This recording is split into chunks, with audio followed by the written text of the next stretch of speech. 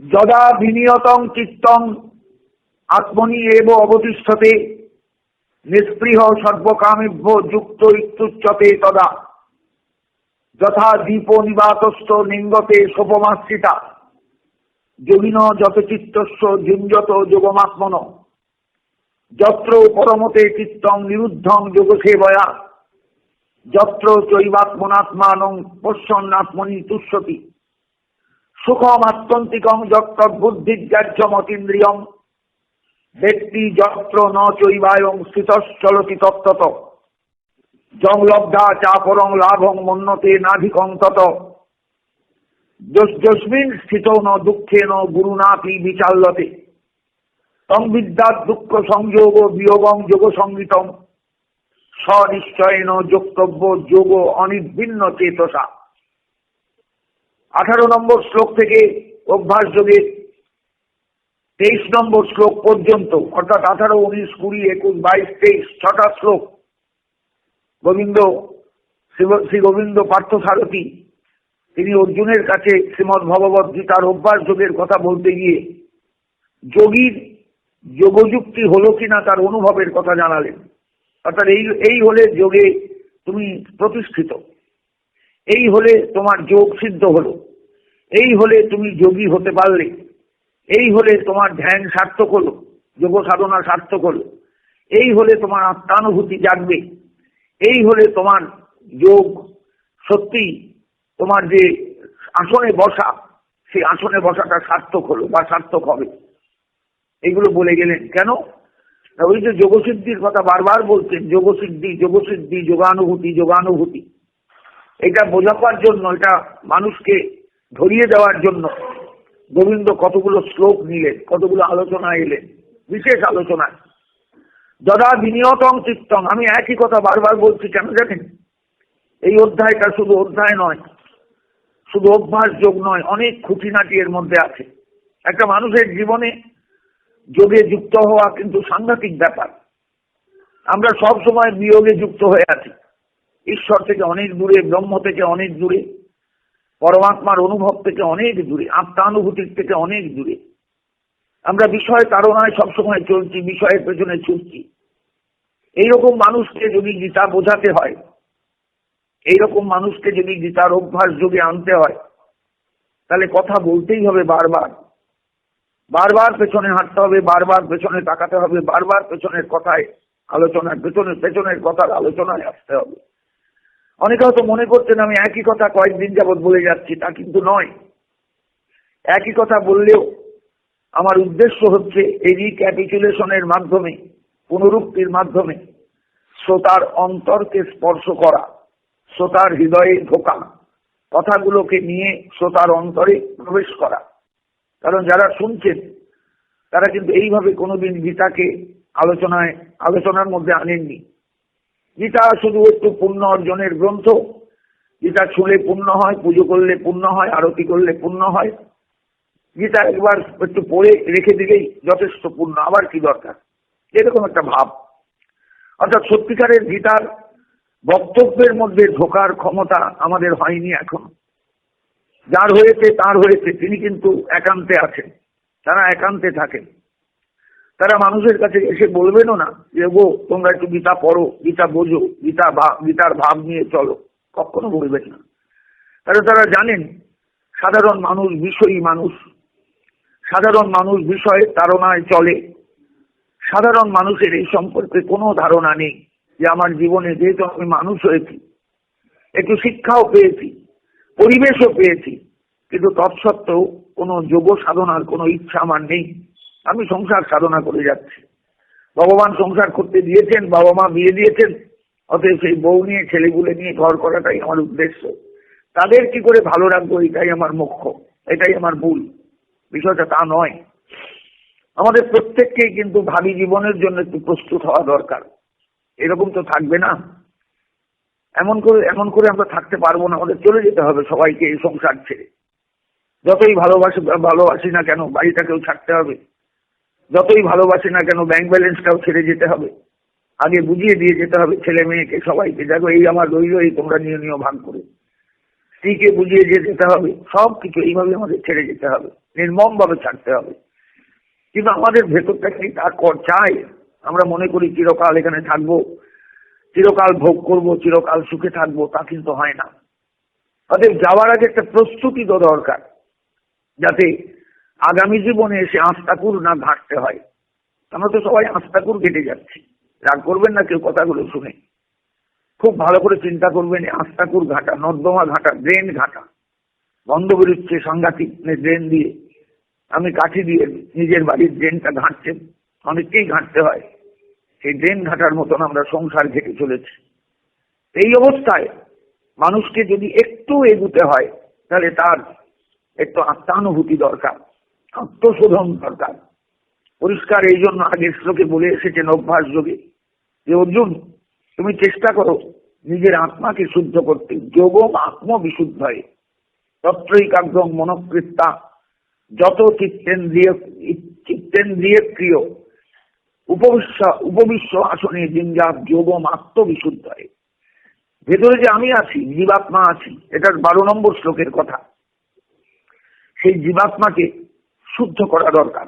শুদ্ধ কেন না, জন্ম জন্ম এই সংসারে আসতে গিয়ে আস্তে আস্তে আত্মাকুর ঘাঁটতে ঘাঁটতে আত্মা বিশুদ্ধ তো দূরের কথা, একবারে অশুদ্ধ হয়ে যান। আত্মার আর কিছু থাকে না, সেন্স থাকে না, একদম বিষয়ের মধ্যে ডুবে থাকে। দেখবেন মানুষ কি বিষয়ী, একটা পয়সা ছাড়তে গেলে তার প্রাণ কষ্ট দেয়, প্রাণ কেঁদে ওঠে। কেন ছাড়বো তোমার 1 পয়সা? এটা তো আমি পেতে পারি। 1 পয়সাও ছাড়তেছে না, রাখছে। কারুর জন্য একটুখানি ব্যথাতুর হবে, তাও কখনো হয় না। কারুর জন্য একটু চোখে জল ফেলবে, কখনো ফেলবে না। তোমার লোক দিয়েছে, তা আমার কি? ভাবুন দিকে একবার, কখনো পরের জন্য তাদের কাঁধে চিত্ত না, কাঁদে না। এটাই স্বাভাবিক। এই স্বার্থপরতাই আমাদের সঙ্গে লেপ্টে আছে অনন্তকাল। অনন্তকাল লেপ্টে আছে এই স্বার্থপরতা। আমি আমার এই বোধ, আমি আর কোনো দিকে তাকাবো না। এইরকম অবস্থায় যদি আমাদের একটু উঠতে হয়, একটু আত্মাকে শুদ্ধ করতে হয়, তাহলে এই আত্মানুভূতিটা দরকার, এই আত্মাকে পরিশুদ্ধ করে তোলা দরকার। গোবিন্দ এই জন্য বলে এলেন যোগম আত্মবিশুদ্ধ হয়। তোমার যোগ কেন দরকার? যেন আত্মবিশুদ্ধির জন্য। সন্ন্যাস যোগে যে আলোচনা করেছেন, সেই সন্ন্যাস নেওয়ার অর্থ হলো লোকের কাছে ভিক্ষা পাওয়া নয়, যে আমি সন্ন্যাসী হয়েছি, আমার কিছু নেই, আমায় ভিক্ষা দাও। একটা পাত্র নিয়ে, শুকনো লাউয়ের পাত্র নিয়ে আমি যে ভিক্ষা চাইতে গেলাম, এর জন্য সন্ন্যাস নিয়েছি, তা নয়। সন্ন্যাস মানেই হলো সমস্ত কিছু থেকে উপরম সরে আসা। কর্ম সন্ন্যাস আকাঙ্ক্ষা থেকে সরে আসা, সন্ন্যাস আকাঙ্ক্ষা থেকে সরে আসা। কারণ আমরা আকাঙ্ক্ষা নিয়েই তো মরি, আবার আকাঙ্ক্ষা নিয়ে জগতে আসি। তৃষ্ণা নিয়ে মরি, তৃষ্ণা নিয়ে জগতে আসি। এই তৃষ্ণা নিয়ে এই জগৎ সংসার চলছে। তাকিয়ে দেখুন চারদিকে, সবাই তৃষ্ণার্ত। কেউ অর্থের জন্য তৃষ্ণার্ত, কেউ ভোগের জন্য তৃষ্ণার্ত, কেউ বিষয়ের জন্য তৃষ্ণার্ত। সবাই তৃষ্ণার্ত, কেউ তৃষ্ণা শূন্য নয়। অতএব তৃষ্ণা শূন্য হওয়াটা সর্বাগ্রে প্রয়োজন। এই জন্য কর্ম সন্ন্যাস। তুমি কর্ম করো, কর্ম তোমায় করতেই হবে, তুমি কর্ম ছাড়া থাকতে পারবে না। কিন্তু কখনোই সংকল্প নিয়ে কর্ম করো না, আর কর্মফল কখনো চেও না। আমি এই করলে এই পাবো, অথবা এই পথে হাঁটি, এই জাতীয় চিন্তাধারা রেখো না। কর্ম করতে হয়, কর্ম করে যাও, কর্ম করতেই হবে তোমাকে। কারণ মানুষ কখনো নিষ্কর্মা হয়ে থাকতে পারে না। ইন্দ্রিয়গুলো তাৎকালেও মন কিন্তু কর্ম করে যাবে, মনে মনে মন কলা খেয়ে যাব আমরা। অতএব সাবধান, কর্ম করবার সময় সবসময় খেয়াল রাখবে কোনো কর্মফল আমি চাই না। যে ফল আমার কপালে জুটবে জুটুক, আমাকে কর্মফল ত্যাগ করে চলতে হবে। ঈশ্বরের আশীর্বাদ তবেই মিলবে। আপনি ফলাকাঙ্ক্ষা নিয়ে কর্মে প্রবৃত্ত হবেন, এটা কেমন তর কথা? বুঝতে পারছেন? যা ফল সে তো তিনি দেবেন, তার উপর ভরসা রাখুন না কেন? এটা আমাদের মধ্যে নেই। আমরা কিন্তু জানি, আমরা মনে করি আমরা পুরুষকার দিয়ে সবকিছু অর্জন করব। কিন্তু ভুলে যাবেন না, পুরুষকার সব জায়গায় থাকে না, দৈব সাহায্য একটু দরকার হয়। গীতাতে শেষে দেখবেন অধিষ্ঠানং তথা কর্তা করণঞ্চ পৃথক বিদম বিবিধাশ্চ পৃথক চেষ্টা দৈবন চৈবাত্র পঞ্চম। পঞ্চমটা হলো দৈব। অদৃষ্ট যদি দেয় তবে আপনি পাবেন, আর অদৃষ্টে যদি না থাকে আপনি সবকিছু জোগাড় করেও কিন্তু ভোগ করতে পারবেন না। আপনি ভোগের ইচ্ছা নিয়ে জগৎ থেকে চলে যাবেন, বিদায় নেবেন। অতএব সেই জায়গায় আমাদের সাবধান হতে হয়। এই 18 থেকে কয়েকটা শ্লোক গোবিন্দ বলে গেলেন। এই শ্লোকগুলো সব কিন্তু আমাদের জীবনে প্রয়োজন আছে বোঝার। কারণ আমি যে যোগযুক্ত হয়ে বসছি, আমি যে আসনে বসছি, আমার সত্যি কি যোগ হচ্ছে? কি করে বুঝবো? না, যদা বিনিয়তম চিত্তম আত্মনি এব অবতিষ্ঠতে, যখন অত্যন্ত সংযত চিত্ত আত্মার মধ্যেই অবস্থান করবে। সর্বকামেভ্য নিষ্পৃহ, নিষ্পৃহ সর্বকামেভ্য, সমস্ত কামনা থেকে নিষ্ক্রিয় হবে। যুক্তৈত্যুচ্চতে তদা, তখনই যোগ সার্থক, এটা বুঝতে পারা যাবে। আমি নিজেই বুঝতে পারবো নিজের মাপক যন্ত্রে। যথা দীপ নিবাতস্থ নিম্বতে শোভমাশ্রিতা যোগিন যত চিত্তস্য যুঞ্জত যোগমাত্মন। যত চিত্ত যোগী, সংযত চিত্ত যোগী, যোগ আত্মন যোগ আত্মন যোগম, আত্মার যে যোগ সেটা সার্থক হবে কি করে বুঝবে? নিবাত নিষ্কম্প, দিব্যাত নিষ্কম্প, দীপশিখা যেমন স্থির হয়ে জ্বলে, তেমনি হৃদয়ে সব সময়ের জন্য একটা আত্মানুভূতি স্থির হয়ে আমার সামনে এসে দাঁড়াবে, আত্মতত্ত্বের অনুভব জাগবে অন্তরে। এটাই হলো সেই উপমা। বলছেন যথা দীপ নিবাতস্থ নির্বাতস্থ নিম্বতে শোভমাশ্রিতা। এই উপমাটা সেই সময় স্মরণ করতে হয় যখন আমি যোগে বসবো, আমার চিত্তটা স্থির হয়েছে, কোন রকম চিত্তে অস্থিরতা নেই, ইন্দ্রিয়গুলো স্থির হয়েছে। যখন বুঝতে পারবো যে একটা প্রদীপ জ্বলছে বায়ুশূন্য স্থানে, জল করে, কোন রকম চঞ্চলতা নেই, হৃদয়টা যখন চঞ্চল হবে না, স্থির হবে অন্তরটা, তখন বুঝতে হবে আমার যোগে বসা সার্থক হয়েছে। যোগ আমি বুঝতে পেরেছি, আমি যোগযুক্ত হতে পেরেছি, এখন আমায় এগিয়ে যেতে হবে। যত্র পরমতে চিত্তম বিরুদ্ধম যোগ সেবয়া, যোগ সেবার দ্বারা যখন বিরুদ্ধ চিত্ত যখন উপরমিত হবে, স্থির হবে, যত্র চৈব আত্মনাত্মানং পশ্যন আত্মনি তুষ্যতি, তখন আত্মার দ্বারা আত্মার মধ্যে আত্মাকে দর্শন করে ভেতরে একটা তুষ্টি আসবে, তুষ্যতি, তুষ্টি আসবে, আনন্দ আসবে। সেই আনন্দটা কেমন? সুখম আত্যন্তিকম যত্ত বুদ্ধি গ্রাহ্য মত ইন্দ্রিয়ম, ইন্দ্রিয় দিয়ে সেই আনন্দ বোঝা যাবে না, বুদ্ধি গ্রাহ্য এই আনন্দ।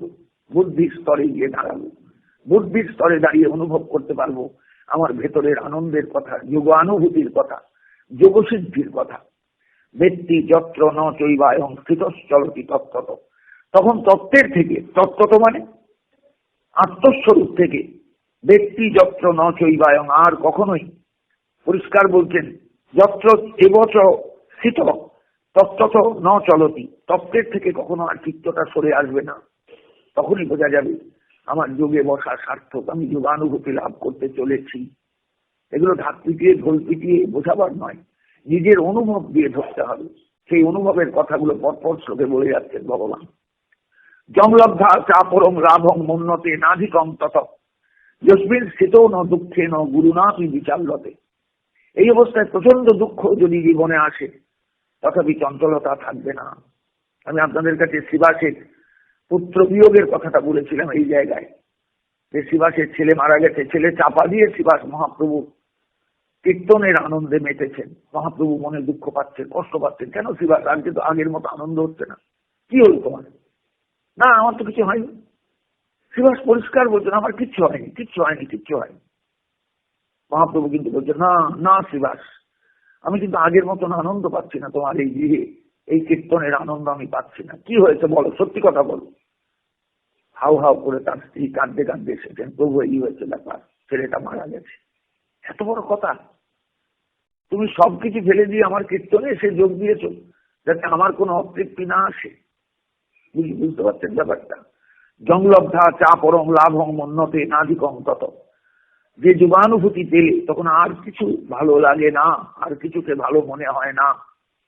যস্মিন স্থিত, যে জায়গাটায় স্থিত হলে, দুঃখে নাপি গুরুনা বিচাল্যতে, ন দুঃখে ন গুরুনা দুঃখে ন বিচাল্যতে, ভয়ঙ্কর কোনো আঘাত জীবনে যদি আসে, তাও তার বিচলিত হওয়ার কোনো ব্যাপার থাকে না, সে বিচলিত হয় না। শিবাসের কথাটা এই জন্যই উদাহরণ রূপে এনেছিলাম এর আগের দিন। তম বিদ্যা দুঃখ সংযোগ বিয়োগং যোগ সঙ্গীতম, সেই দুঃখ সংযোগ, তার দুঃখ সংযোগের যে বিয়োগ, আমরা দুঃখ পাই কেন? না বিষয়ের সঙ্গে সবসময় মেলামেশা করি বলে। দুঃখ সংযোগ ও বিয়োগ, দুঃখ সংযোগের বিয়োগ, দুঃখ সংযোগের বিয়োগ, অর্থাৎ দুঃখ সংযোগ, দুঃখের সঙ্গে সংযোগ মানে বিষয়ের সঙ্গে সংযোগ। সেই বিষয়ের সঙ্গে সংযোগ যদি বিচ্ছিন্ন হয় যোগানুভূতিতে, আনন্দের ফোয়ারাটা ভেতর থেকে বেরোতে থাকে, একটা অপরিসীম চিত্তপ্রসাদ ভেতরে অনুভূত হয়, সেই যে সময়টা, তং বিদ্যার দুঃখ সংযোগ ও বিয়োগম যোগ সংগীতম, এইটাই হলো যোগের আসল লক্ষ্য। তুমি যে যোগযুক্ত হতে পেরেছ, তুমি যে পরমাত্মার সঙ্গে একটু ছোঁয়া পেয়েছ, একটু ছোঁয়া পেয়েছ, তুমি যে অনুভব করতে পেরেছো তোমার ভেতরের আনন্দ রসকে, এই হলো যোগ, এই হলো যোগানুভূতি, এই হলো তার আনন্দ। স্বনিশ্চয় ন যোক্তব্য, অতএব অবশ্যই নিশ্চয় রূপে যোগ অনির্বিন্ন চেতসা যোক্তব্য, অনির্বিন্ন চিত্ত নিয়ে, কোনোভাবে কোনো দিকে নাম দৃষ্টি দিয়ে অনির্বিন্ন চেতসা কথার অর্থ দিচ্ছেন যে সব সময়ের জন্য অনির্বিন্ন চেতসা, নির্বেদ শূন্য চিত্ত দ্বারা, নির্বেদ শূন্য, কোন রকমের কোন বেদনার অনুভব, কোন রকমের কোন বিচলিত হওয়ার কোন কারণ থাকলেও কোনো কারণ নেই, কিচ্ছু আর নেই, সব হারিয়ে গেছে। এই অনির্বিন্ন চিত্ত হয়ে মানুষ যখন যোগানুভূতি লাভ করবে, আনন্দ পাবে, তখনই বুঝতে হবে তার যোগ সিদ্ধি হয়েছে, আসনে বসাটা সার্থক হয়েছে। ওই আরম্ভ করেছিলেন আগে, সুচৌ দেশে প্রতিষ্ঠাপ্য স্থিরম আসনম আত্মন নাস্তুচ্ছেতম নাতি নীচম চৈরাজীন কুশোত্তরম তত্রৈকাগ্রম মনকৃত্যা যত চিত্তেন্দ্রিয় ক্রিয় উপবিশ্ব আসনে জিনজাত যোগমাত্ম বিশুদ্ধ। সেই দুটো শ্লোকে ফিরে যান, দেখে চলে যান, অনুভব করতে পারবেন যে একদিন হয়তো কয়েক বছর আগে আমি আসনে বসেছিলাম, প্রত্যহ একটু একটু একটু একটু করে রুটিন মাফিক চলতে চলতে আজকে এমন একটা স্তরে এসে পৌঁছেছি যখন আমার ভেতরের আনন্দ কেউ কেড়ে দিতে পারবে না, কারোর পক্ষে তারা সম্ভব না। ওটা আমার নিজস্ব আনন্দের জগৎ। আমি ওই আসনে বসে যে তৃপ্তি পাই, ওই আসনে বসে যে শান্তি পাই, ওই আসনে বসে যে অসাধারণ একটা কি বলবো স্বর্গীয় সুখ, স্বর্গীয় সুখ বলতে বটে কিন্তু স্বর্গের সুখের থেকে অনেক বেশি সেই আনন্দ সুখ যে পাই, সেটা কোথাও মিলবে না, কোথাও মিলবে না, কোথাও মিলবে না। ওই জন্যই বলে এলেন ভগবান, জংলব্ধা চাপরং লাভ উন্নতে নাধিকম তত। যে যোগানুভূতি লাভ করলে আর কোনো কিছু আছে পাওয়ার জগতে, এটা তখন আর বিশ্বাস আসবে না, আর কিছু নেই, আর কিছু নেই, এই সব। যস্মিন স্থিত ন দুঃখে ন গুরুনা বিচাল্যতে, এই জায়গাটায় দাঁড়াতে পারলে, স্থির হতে পারলে ভয়ঙ্কর দুঃখের অভিঘাত কোনো কষ্ট দেয় না। যেমন শ্রীবাস পণ্ডিতকে পুত্র বিয়োগজনিত ব্যথাও কষ্ট দেয়নি। এটাই হলো আসল কথা। আমরা তো গৌরলীলায় শ্রীবাসকে তেমনটা মানে চিনি না। পঞ্চতত্ত্বের অন্যতম তত্ত্ব ভক্ত তত্ত্ব, অর্থাৎ প্রকৃত ভক্ত কে? এই শ্রীবাস পণ্ডিত। ভক্ত তত্ত্ব বলা আছে না, পঞ্চতত্ত্বাত্মকং কৃষ্ণং ভক্ত রূপ স্বরূপকম ভক্তাবতারং ভক্তাক্ষম নমামি ভক্ত শক্তিকম। তিনি ভক্তাক্ষ তত্ত্ব। ভক্ত কেমন হবে না, যেমন শ্রীবাস পণ্ডিত। পুত্র মরে গেছে, বয়ে গেছে, ছেলে কার, আমার কি, যিনি দিয়েছেন তিনি নিয়ে নিয়েছেন, তার চুকে গেল, লেটা চুকে গেল। ভাবতে পারবেন জায়গাগুলো। এই হচ্ছে যে সেই জায়গায় দাঁড়ালে আর কোনো জায়গায় কোনো দিকে মন যায় না। এইবার আসুন 24 নম্বর শ্লোকে, সংকল্প প্রভবান কামান স্তক্তা সদ্বান অশেষত। সংকল্প প্রভব, সংকল্প থেকে জেগেছে, সংকল্প থেকে এসেছে। মনে মনে কর্ম করে কর্মের সংকল্প আমরা নিয়ে চলি। সংকল্প কি না, গীতায় কোথাও কিন্তু কামনা ত্যাগের কথা, কোথাও সংকল্প ত্যাগের কথা, কোথাও কাম সংকল্প উভয় ত্যাগের কথা বলা হয়েছে। কার্যত কিন্তু ব্যাপার একই, কিন্তু স্বরূপত সংকল্প ও কামনার মধ্যে সূক্ষ্ম পার্থক্য আছে। শাস্ত্রে সংকল্পকে বলা হয় শোভনাধ্যাস। যা শোভন বা সুন্দর নয় তাকে সুন্দর বলে কল্পনা করার নাম সংকল্প। বুঝতে পারছেন ব্যাপারটা? যা সুন্দর নয় তাকে সুন্দর বলে ভাবাটার নাম হলো সংকল্প। সংকল্প প্রভবান কামান, আমাদের যা কিছু কামনা সেখানে সংকল্পের একটা প্রভাব আছে। আমরা জানি সেগুলো দুঃখজনক, তবুও তাকে সুখদায়ক বলে ভাবি। সুখদায়ক বলে মনে করি।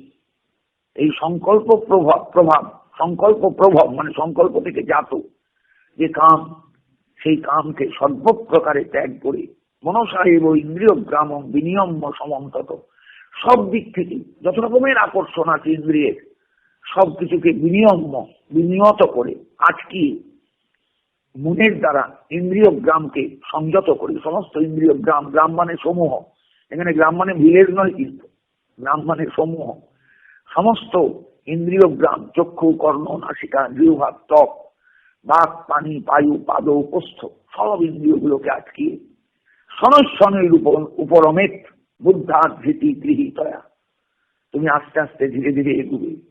তুমি সাধক, বলে যেও না অর্জুন, তুমি সাধক।